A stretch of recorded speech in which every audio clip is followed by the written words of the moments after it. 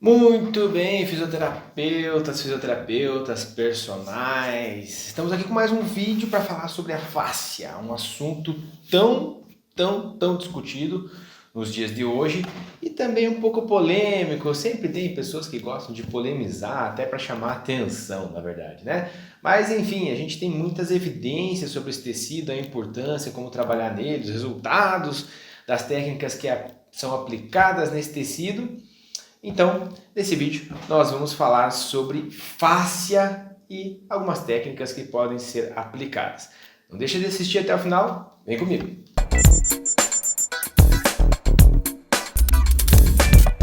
Muito bem, meu nome é Bruno Denúcio, eu sou o criador do Sistema Terapêutico Funcional, é minha empresa que hoje a gente fornece treinamentos e criou uma metodologia também de trabalho que é o treinamento clínico funcional, que é a base do treinamento funcional aprofundada nos princípios fisiológicos e biomecânicos, né? A gente aprofundou bem nisso e trouxe a aplicação clínica disso para doenças crônicas não transmissíveis e lesões musculoesqueléticas. Então é muito específico, muito clínico e a gente tem observado aí na prática que quem tem essa formação tem tido resultados extraordinários, né? Muito acima da média, e também na minha prática clínica eu vejo os resultados aí dos meus pacientes e alunos.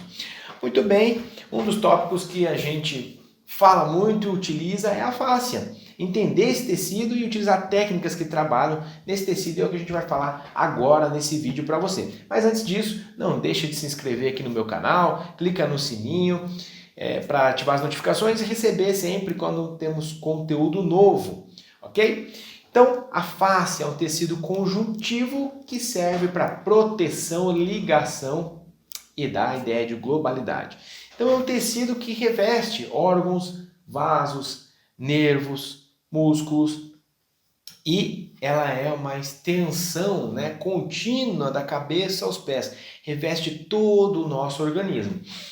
Então a gente vê muito hoje separando e usando o termo fáscias, fáscia toracolombar, fáscia epicranial, fáscia plantar, fáscia cérvico-dorsal, enfim, né, fáscia peitoral, fáscia external, fáscia abdominal, tem um monte de fáscia.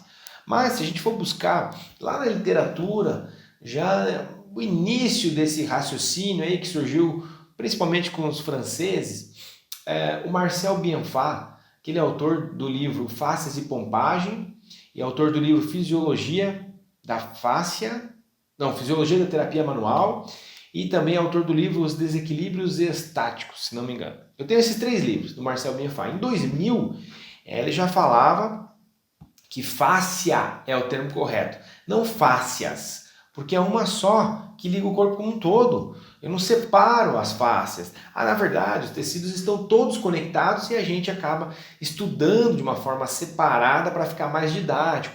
Grupo muscular tal, outro músculo, mas assim, essa questão de eu acreditar que ativando um único grupo muscular eu vou contrair só ele, isso é muito ingênuo, né? Vamos dizer assim.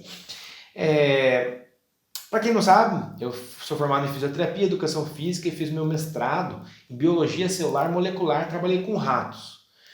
Por que eu estou falando isso? Porque quando eu abri os ratos, eu trabalhei com músculo cardíaco, mas eu aproveitava e já ia dissecando, né, tentando retirar solear, gastrocnêmio, extensor longo dos dedos, ia tentando buscar estudar e pegar outras estruturas. E assim, era muito curioso em todos esses músculos, mas eu vou falar agora mais específico do tríceps sural. Você retira a pele do animal, a pele está colada, com uma membrana, uma branquinha assim, muito líquida e elástica, que já está colado no músculo. Então era legal que a gente cortava a pele em volta, puxava, e aí ficava aquela capa daquela membrana branca ligada ali no gastrocnêmio. E aí eu ia tentar separar o gastrocnêmio do sólio, né? E é incrível como está tudo conectado, tudo ligado. Você pega o livro de anatomia lá, o gastrocnêmio está aqui, o sólido está aqui. Eles estão colados ali. É claro que eles estão empacotados, o gastrocnêmio separado, mais empacotado, vamos dizer assim, né? Empacotado um modo simples de dizer aqui para vocês entenderem, a parte medial lateral. E aí o sólido está mais... Você vê que ele está envolto, né, num saco, vamos dizer assim, que deixa o sólido definido. Mas ele está colado no gastrocnêmio. E essa parte, essa conexão é suave. Se você pegar o tendão de um, corta o tendão, né, separa os dois tendões, você puxa, você rasga certinho na separação do solear com o gastrocnêmio. Mas eles estão conectados no primeiro momento, né? E a gente vê um estudo aí muito interessante dos trilhos anatômicos, que foi feito pelo Thomas Myers, que ele dissecou cadáveres frescos e viu essas ligações entre os músculos, e o músculo termina, né, vamos dizer assim, já começa outro grupo muscular sem ter uma descontinuidade. Ele fez a dissecação e você vê todo um trilho. Por exemplo, uma fáscia plantar, ela está conectada ao tendão aquileu, tendão de Aquiles, que já vem o tríceps sural, já vem os isquiotibiais, ligamentos sacrotuberal, eretores da coluna e fáscia epicranial. Você consegue dissecar tudo isso junto sem ter uma descontinuidade. E a gente acaba estudando isolados os grupos musculares, que é importante para entender no primeiro momento. É mais didático no início, mas nós temos que ter essa consciência de que existe a fáscia e ela conecta tudo. Muito bem. Os tecidos, eles são formados por células. Entre as células eu tenho que ter alguma coisa que ligue uma célula na outra, elas não podem ficar soltas. Então esse tecido de preenchimento, essa matriz extracelular também é fáscia. E esse tecido, se eu tiver alguma disfunção, eu posso causar disfunção no funcionamento do órgão, do tecido, do músculo, né? Se eu tiver alguma disfunção dentro da minha matriz extracelular. Quem cuida da minha matriz extracelular são os fibroblastos. São células que secretam aquelas proteínas, colágeno, elastina. Ali nós temos muita água, proteoglicanos, né? Então quem secreta e produz essa matriz são os fibroblastos. E nós temos também a secreção de proteínas, chamada metaloproteinases, que cortam essa matriz para a gente remodelar. Ok? E é muito importante a gente entender que o fibroblasto ele é sensível à deformação mecânica. O que significa isso? Se eu apertar ele, se eu estimular ele mecanicamente, ele se torna ativo. Ele vai me ajudar a remodelar esse tecido. É por isso que nós usamos o ultrassom. Nós, vocês, eu não uso, né? Enfim, depois a gente pode em outro momento falar o porquê. Eu acabo não tendo claro as evidências desse equipamento e eu prefiro usar outras técnicas. É uma opção minha, ok? Sem polêmicas. Não estou dizendo nem que é bom, nem que é ruim, enfim. Mas a gente pode discutir em outro momento sobre isso. Mas o ultrassom é efeito mecânico, ele tem efeito térmico e mecânico. Ele vai gerar estímulo, vibração, né? Estímulo mecânico para ativação dessas células. Eu fazer uma massagem, eu tenho estímulo mecânico para ativação dessas células. Eu praticar exercício, eu tenho estímulo mecânico para ativação dessas células. E o fibroblasto, então, ele ativa, ele começa a trabalhar para remodelar essa matriz, ok? Só que a gente fica estudando de uma forma separada, né? Como separa várias fáscias, também separa a fáscia do músculo. E não tem como separar, é uma estrutura única. Fáscia e músculo é uma estrutura toda interligada. A fáscia reveste o músculo, ela entra e reveste os fascículos, os feixes de fibras, e ainda entra dentro do fascículo e conecta uma fibra muscular à outra, ou seja, uma célula muscular à outra. Então não tem como ter uma coisa separada da outra, né? Mas é importante a gente estudar essa estrutura e saber que algumas técnicas eu posso gerar resultados que vão facilitar ou melhorar os meus programas, né, de treinamento e tratamento. Então, como vocês já estão acostumados, se é a primeira vez que você está aqui no meu canal, assista os outros vídeos para você entender mais. Eu sempre trago conteúdo aplicado na prática. Não adianta ficar falando aqui da fáscia, que fibroblasto, não sei o que lá, tá aí, como que isso funciona na prática? Primeira coisa, já colocamos essa sensibilidade à deformação mecânica. Então o estímulo mecânico vai causar remodelação. Outra coisa é que se eu tenho uma alteração nesse tecido, eu vou alterar o funcionamento do meu sistema musculoesquelético, ok? Então é sempre voltado para a prática. E eu tenho técnicas que eu posso atuar e posso melhorar a funcionalidade desse tecido. Então a fáscia nada mais é que um tecido conjuntivo que serve para proteção, ligação e conectar as estruturas. Hoje a gente tem um estudo aprofundado desse tecido, a gente sabe que ela é muito mais importante do que parece, né? Então eu lembro muito bem das primeiras aulas de anatomia que eu tive e nunca vou esquecer, acho que os melhores professores que eu já tive. Só que naquela época não tinha tanta atenção à face, não estudava assim a face. Então eu acreditava que era um tecido meio sem função, só para ligação mesmo, ou preencher espaço.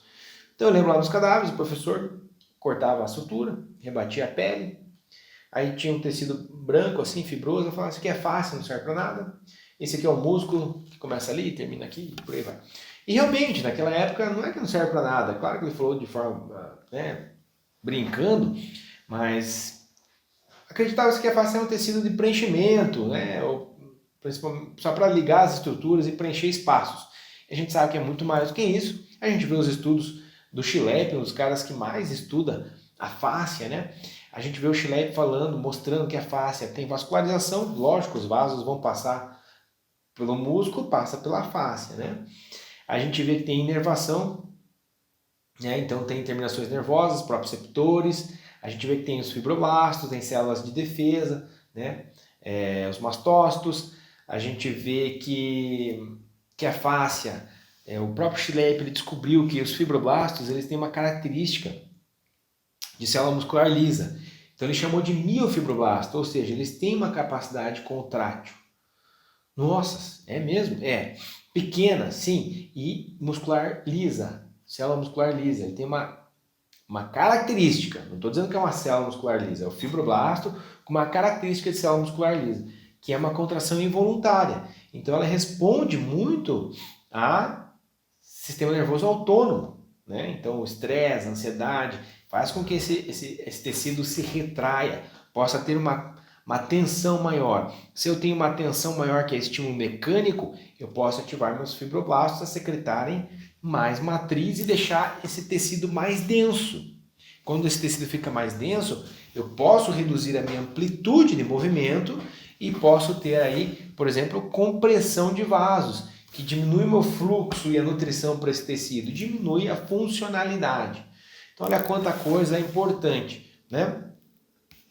Outra questão bem importante é que a face, por ser em grande parte água, ela tem um efeito esponja que a gente fala. Então eu estou trabalhando metabolismo, surgem metabólitos, resíduos, e fica aquela água suja ali, como uma esponja. Se eu aperto uma esponja, eu jogo aquela água suja fora, e se eu estou num ambiente aquoso, eu tenho a tendência de reidratá-la. Então vem água nova, reidrata com novos nutrientes, novos fluidos, enfim. Outro fenômeno bem importante é que a face é como se fosse uma gelatina. Por ela ter essa composição de glicoproteínas e muita água, ela é mais gelatinosa. Isso é fácil, você procura aí aqui no YouTube mesmo, digita lá fáscia, você vai ver que é uma estrutura bem gelatinosa. E ela sofre então esse efeito tixotrópico. O que é o efeito tixotrópico? Se eu pegar uma gelatina e fazer estímulo mecânico nela, ela se torna líquida. Se eu pegar uma gelatina e colocar no calor, no sol, ela se torna líquida. Se ela se torna líquida, o deslizamento dos fascículos, que eu falei que a face envolve, ou dos feixes de fibras, ou até de um músculo sobre o outro, porque eu tenho a fáscia que reveste o músculo, né, essa chamada fáscia profunda, fica mais fácil, porque se for gelatinoso, o deslizamento vai ser um pouco mais grosseiro ou prejudicado. A distensibilidade desse tecido vai ser prejudicada se ela for mais gosmenta, gelatinosa, entende? Então, por isso que a gente vê em artigos que quando eu faço uma autoliberação, ou mesmo a liberação miofacial manual, só que a gente vê nos artigos a autoliberação sendo aplicada como metodologia, e depois eu faço um trabalho de flexibilidade, eu tenho um resultado mais interessante nos ganhos de flexibilidade, ou naquela técnica, naquele exercício que eu estou utilizando para flexibilidade. Então olha só que coisa interessante, né? Trazendo um pouquinho mais para a prática, né? Aqui eu tenho esses modelos de tensegridade, uma coluna e aqui um modelo pélvico, né? Então tensegridade é um termo desenvolvido, descrito, né? Por dois indivíduos, um arquiteto e um engenheiro, Buckminster Fuller e esqueci o nome do outro, alguma coisa assim. Eles descreveram assim, estruturas, né? Por exemplo, um estádio que tem vários pilares e tem cabos de aço que ligam esses pilares. Se um cabo de aço desse estourar, os pilares caem. Se um pilar se entortar, né, eu tenho alteração de toda a estrutura, ok? Então a gente tentou representar isso, né, nesses modelos aqui. Esse aqui é o modelo pélvico, fêmur e a pelve, né? Então mostrando que isso aqui seria o início do fêmur, né? O ilíaco, desculpa, e uma pelve aqui, né? Então a gente tem aqui, por exemplo, mostrando que tudo está interligado. Se eu tenho um ilíaco anteriorizado, ó, né? Olha o que acontece com toda a estrutura. Se eu tenho uma rotação aqui, ó, olha o que acontece com toda a estrutura, né? Se eu tenho uma tensão desse fiozinho aqui, ó quantos palitos mexe, né? Se eu tenho uma alteração desse palito aqui, ó quantas estruturas mexem, né? Outros palitos estão mexendo, outros elásticos estão mexendo. Ou seja, pessoal, não dá mais para achar que um joelho é só um joelho, que uma coluna é só coluna, né? Que a dor na lombar eu vou tratar a dor lombar, que a dor no joelho eu vou focar só no joelho. Se você não assistiu, assista um outro vídeo meu aqui no meu canal, que a gente fala sobre diagnóstico clínico e diagnóstico fisioterapêutico. Então, diagnóstico clínico, tendinite patelar. Beleza, qual a causa da tendinite patelar? Daí, o fisioterapeuta tem que investigar e avaliar, né, fazer um diagnóstico fisioterapêutico. O que vai ter nesse diagnóstico fisioterapêutico? Algia, alteração de mobilidade, amplitude de movimento, e vai olhar outras articulações, olhar o todo para chegar num consenso. Então tem pessoas que criticam isso, até criticam o meu vídeo porque não tem esse conhecimento, né, da globalidade. Não consegue ter essa visão, olhar para o indivíduo e ver como um todo. Acaba vendo o local e acha que está resolvendo o problema. De certa forma está ajudando, é óbvio, não estou falando que não é para fazer. É fundamental que você vá lá e se baseie no diagnóstico clínico. Mas você tem que saber que está tudo interligado. Não dá mais para achar que o joelho, só o joelho, né, não está ligado com o resto. E não dá para você achar mais que um indivíduo cardiopata você vai tratar o coração sem fazer uma avaliação musculoesquelética, você pode trazer prejuízos aí para ele. E o contrário é verdadeiro, você também não pode pegar um indivíduo que tem um problema no joelho, vai lá e começa a fazer exercício e depois você vai finalizar o programa com pliometria e aí o cara tem uma hipertensão grave, diabético, cardiopatia, sei lá o que. Você tem que avaliar o todo, você tem que saber o que você está fazendo, nem que seja a base. É isso que a gente fala no treinamento clínico funcional, né? Pelo menos uma base você tem que ter, para você poder prescrever com qualidade. Pelo menos ali na sua anamnese, você tem que entender, né, o que pode estar acontecendo. E na anamnese, já extrai dados. Por exemplo, eu faço um questionário subjetivo de como é o estresse, como é a ansiedade. Se o indivíduo tem uma ansiedade elevada, estressado, dorme mal, a gente sabe que essa face está rígida, está tensa, a musculatura está rígida, está tensa. Vai começar a ter alteração de coordenação neuromuscular, músculo encurtado, que vai gerar uma inibição do seu posterior. Como é que eu vou entrar com uma técnica corretiva? Eu vou fazer uma liberação miofascial daquele que está mais tenso. Tentar aliviar, diminuir a densificação daquela face. E depois no posterior, eu vou tentar conseguir buscar, quer dizer, uma ativação. E aí eu vou tentando equilibrar. Mas eu não posso achar que, por exemplo, os ombros para frente, uma cifose, é só liberar aqui na frente, alongar e fortalecer o posterior. Porque está tudo interligado. Se eu tenho uma alteração lá no meu pé, eu vou ter disfunções ascendentes. Se eu tenho uma alteração lá no meu ombro, eu vou ter disfunções descendentes, né? Uma hiperlordose causa uma cifose, porque o organismo vai buscar a linha média, né? Então, uma hiperlordose pode ser causada por um valgo do joelho, que causa uma rotação interna do fêmur, que causa uma anteversão pélvica, e aí vem para a hiperlordose, que vai causar cifose. Aí na cifose vai ficar fortalecendo o posterior e alongando o anterior. Então você tem que entender o todo. E aí a fáscia entra nesse estudo. Não só a fáscia, é músculo fáscia, né? O sistema músculo-esquelético é osso, fáscia e músculo, né? Então a gente tem que tentar entender isso daí. E é importante lançar a mão das técnicas. E a gente tem na literatura hoje como aplicar a técnica de uma forma mais correta ou mais eficiente. A gente está tentando desenvolver, né, um FIT para liberação miofascial. O que é FIT? Frequência, intensidade, tempo e tipo. Qual que é a frequência que eu vou fazer? Qual que é a intensidade? Qual que é o tempo? O tipo de liberação vai ser autoliberação, vai ser instrumental, vai ser manual? Qual que é o tempo, né, que eu vou colocar? Eu vou fazer 10 segundos, 30 segundos, 1 minuto, faz diferença o tempo? É lógico, a gente tem na literatura isso. A gente tem na literatura que até um certo tempo te gera um resultado, depende de qual você quer resultado, se é a amplitude de movimento, se é a dor, enfim. E depois não tem mais resultado, ou seja, você fica perdendo tempo do atendimento ou da sua aula. Você poderia estar ganhando tempo, né, tendo mais benefício, ok? Outra coisa que a gente vê é a velocidade. dependendo do estímulo que eu aplico, como eu aplico e a velocidade que eu aplico, essa liberação, ou essa técnica, ou essa massagem, enfim, eu ativo receptores diferentes, posso ativar Ruffini, posso ativar Pacini, corpúsculos, né, de Ruffini e Pacini, e aí eu posso ter estímulos de desenvolvimento mais de propriocepção, eu posso ter um estímulo mais de ativação, diminuição da ativação do simpático e, consequentemente, relaxamento. Então, muitas vezes, antes de um treino ou de uma cinesioterapia, eu não quero um relaxamento da musculatura, né, daquele tecido. Eu quero uma ganho de mobilidade, um efeito esponja com reidratação, um efeito tixotrópico, para melhorar a minha execução do exercício. Então a gente tem que pensar nesses detalhes quando a gente vai prescrever. E aí, né, tem alguns figurões aí na internet que às vezes a gente tem que dar uma risada e encarar, né, porque eu digo dar risada como eles colocam as coisas, porque as pessoas querem ser agressivas e polêmicas para chamar atenção, né? Mas o que eu acho muito legal é que cada um tem a sua opinião, e ainda bem que nós temos opiniões diversas, porque senão o mundo seria muito chato, né? É a mesma coisa da postura, todo mundo com a mesma postura, a gente teria um monte de robô, todo mundo com a mesma opinião, a gente teria, né, um monte de pessoas sem graça, vamos dizer assim, porque você ia conversar com as outras pessoas, todos teriam a mesma opinião, você não ia aprender nada, né? Então eu gosto também de sempre entender os dois lados, né? Todo mundo está indo para a esquerda, eu gosto de ver o que está acontecendo na direita. Por que as pessoas não estão indo para a direita?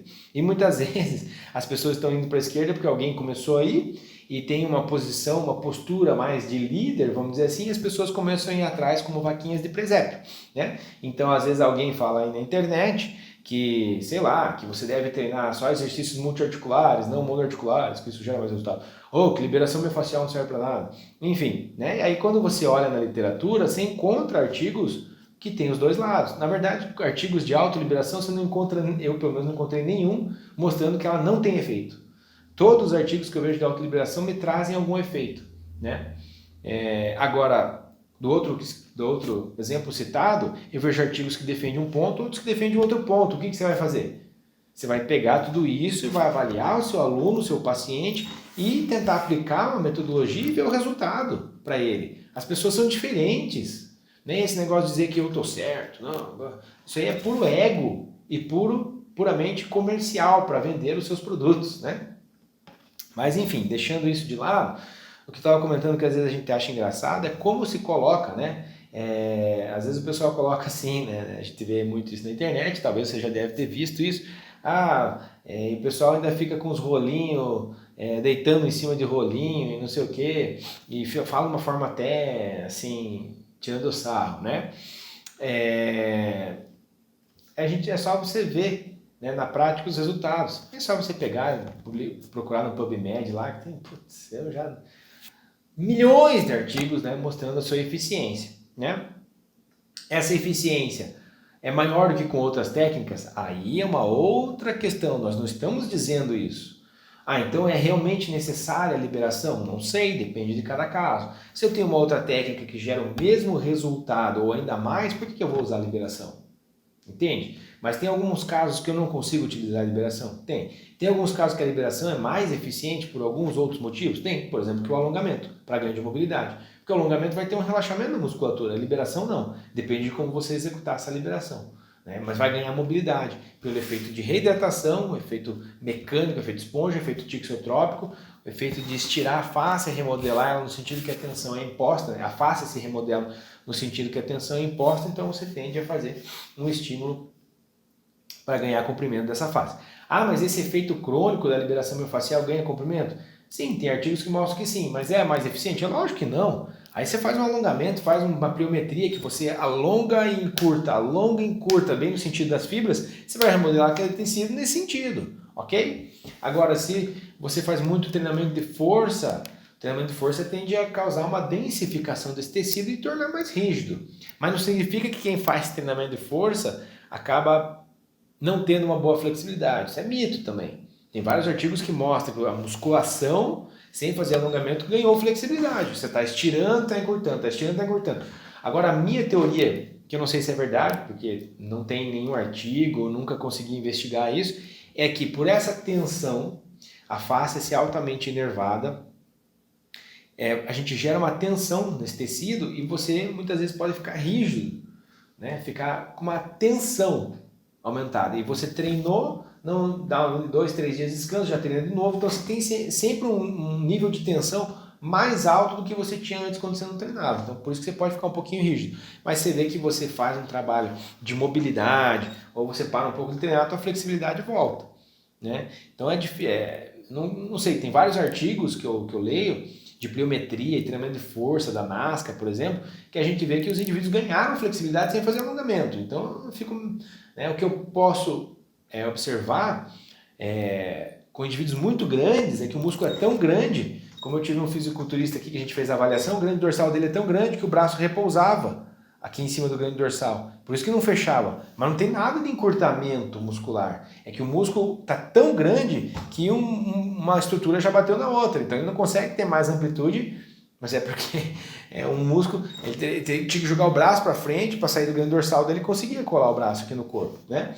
E outra questão é essa que eu falei da fáscia. Não sei se é verdade. Eu estou falando que é uma hipótese que eu estou levantando aqui, né? Que eu vejo isso comigo.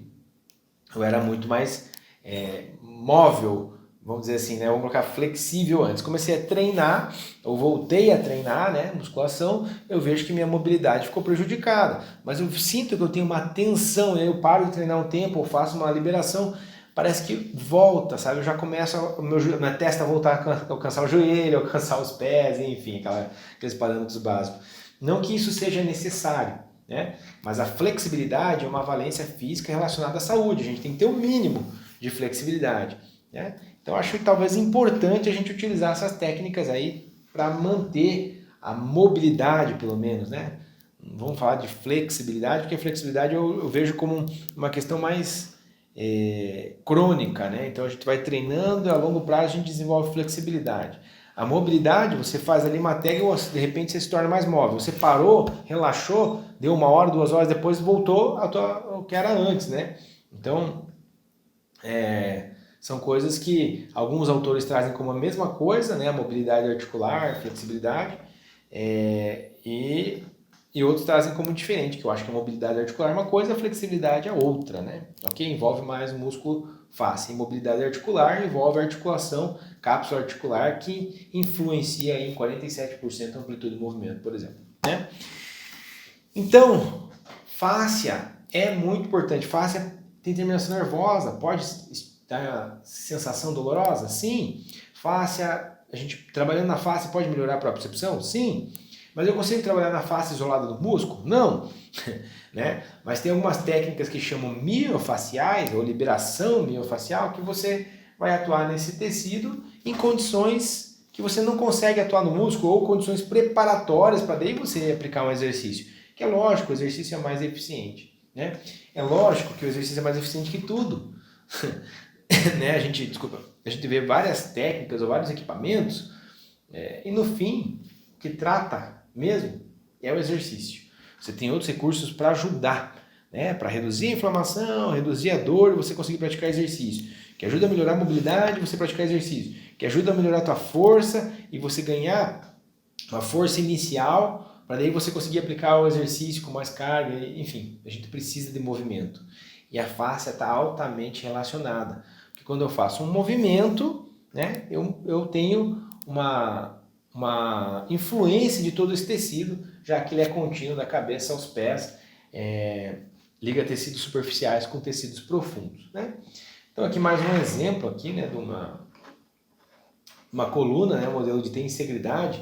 Então a gente vê que a fáscia ela tem esse importante papel de manutenção da capacidade antigravitacional. Eu não tenho aqui nenhuma estrutura ativa, não tenho músculo aqui, não tenho ninguém gastando energia e eu tenho a ação da gravidade aqui em cima.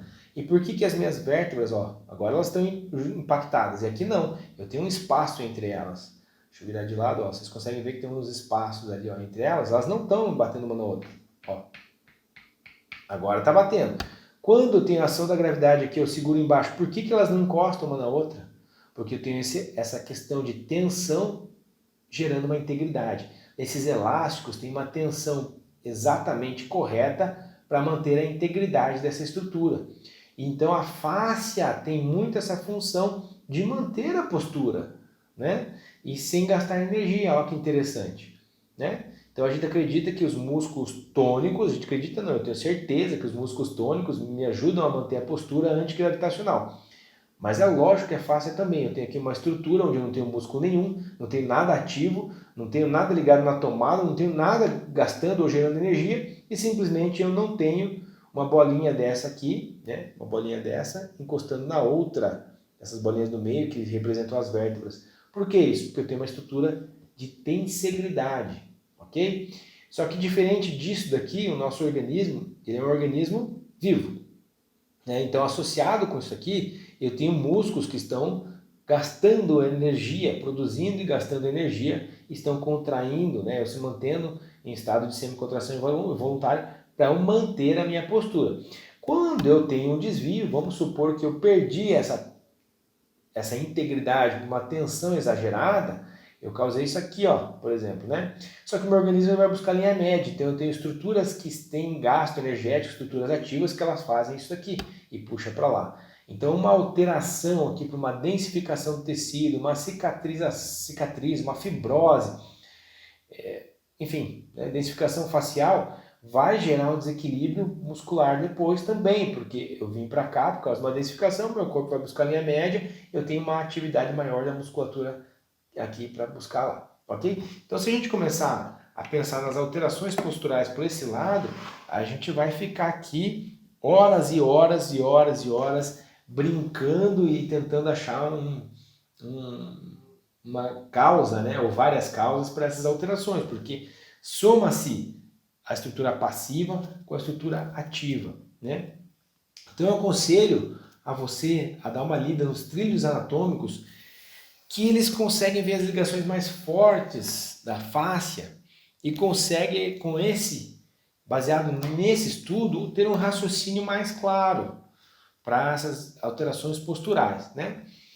E conselho também que você dê uma olhada nas técnicas que atuam nesse tecido para que você possa melhorar os seus programas de treinamento ou tratamento. Não estou dizendo que é ruim, né? Daqui a pouco o pessoal aqui na internet tá todo mundo assim a flor da pele. Oh, o cara falou que meu programa é ruim, nunca viu meu programa. Pois é, como é que eu posso falar se eu nunca vi? Mas eu estou dizendo que a gente sempre pode melhorar, né? E com essas técnicas podem facilitar e trazer mais resultados. Então eu aconselho você a dar uma olhada na autoliberação, a liberação miofascial manual, a liberação miofascial instrumental, que não traz nenhum benefício adicional, como alguns falam também. A ferramenta é simplesmente para poupar a sua mão, para você não ficar fazendo força lá, e, enfim, você usa uma ferramenta que facilita. Não tem benefício adicional, dizer que vai gerar mais resultado. Isso aí é outra coisa que não tem comprovação. Pode ser que alguma pessoa identificou isso na sua prática clínica, mas nós ainda não temos nada comprovando ou mostrando que um instrumento gera mais resultado que a mão, por exemplo. Ok? Muito bem, se você gostou desse vídeo, eu peço que você compartilhe com pelo menos um fisioterapeuta e um personal para eles entenderem esse conceito do que é fáscia, esse conceito de globalidade, tensegridade, para que a gente possa elevar o nível da profissão. Porque se a gente entende mais, a gente estuda mais, a gente consegue melhorar os nossos programas de treinamento, tratamento, melhorando isso, a população começa, os usuários, né, começam a ver resultados e começam a entender que a gente é um profissional indispensável e aí a nossa profissão valoriza. Se nós não somos profissionais indispensáveis, nós vamos ser substituídos, ok? Então chega um momento que a profissão acaba. Quanto mais a gente divulgar o conhecimento, quanto mais a gente subir a régua, subir o nível da nossa profissão, melhor vai ser. Mais nos tornamos indispensáveis e melhor vai ser para todo mundo. É por isso que eu bato muito nessa tecla de agregar, de a gente se unir, divulgar o conhecimento, compartilhar o conhecimento. Porque esse negócio de competir um com o outro e você está errado, eu estou certo, isso é um grande problema. Nós temos que entrar numa discussão, chegar num consenso e ver como é bom para todo mundo subir a profissão de nível. E não dizer que eu estou certo, a minha verdade é absoluta. Então estude a fáscia, vale a pena. Eu tenho vários artigos. Se você quiser saber mais sobre isso, me siga lá no Instagram, @brunodenucci, com 2 Cs e 1 I, eu posto direto sobre fáscia. Não deixe de se inscrever aqui no meu canal, clica no sininho para você receber as notificações e compartilhe esse vídeo com um colega ao menos, ok? Deixe seu comentário, se tiver alguma dúvida, Nos vemos no próximo. Obrigado pela audiência. Grande abraço.